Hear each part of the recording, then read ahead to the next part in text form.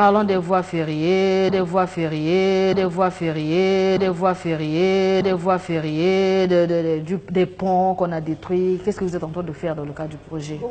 Maintenant, la grosse opération qui se fait, c'est la reconstruction des ponts détruits. Vous avez dit, monsieur Hello, je m'excuse, le projet a été créé en 2007, nous sommes en 2018, donc 11 ans. En guise de bilan, qu'est-ce que vous avez déjà réalisé dans le cadre de ce projet, effectivement?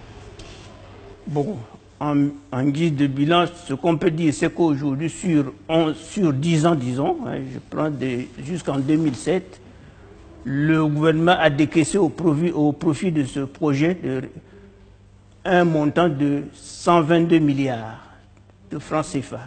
Depuis 2007. Depuis 2007 jusqu'en 2017. 17. Bon, on ne prend pas 2018 parce que ça vient de commencer. C'est normal. Et donc, les réalisations qui ont été faites pendant cette période, il y a eu d'abord on a commencé par des petits investissements, c'était pour faire comme notre fondation, la fondation du programme. Hein. L'État a fait la réhabilitation de 14 locomotives. On a fait aussi un investissement sur les wagons, donc les wagons porte-conteneurs qui étaient un besoin urgent. L'État a réhabilité 65 wagons porte-conteneurs. Qui existent actuellement. Qui existent actuellement, oui. Les 14 locomotives également existent actuellement. Les 14, ça c'est des vieilles locomotives qui existent, ce qui existait avant. L'État a donc réhabilité totalement ces 14 locomotives qui sont opérationnelles. Il y en a qui sont opérationnelles, il y en a qui sont immobilisées pour quelque temps. Hein. Bon.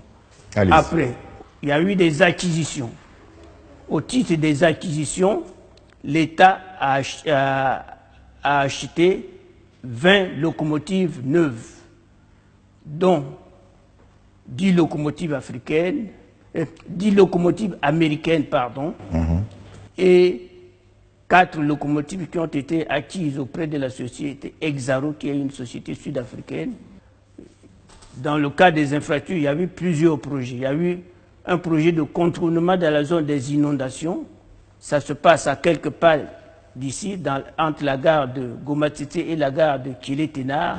Il y a une zone où la voie ferrée longeait la rivière Djoué. Oui. Et dans cette zone, il y avait des inondations très fréquentes.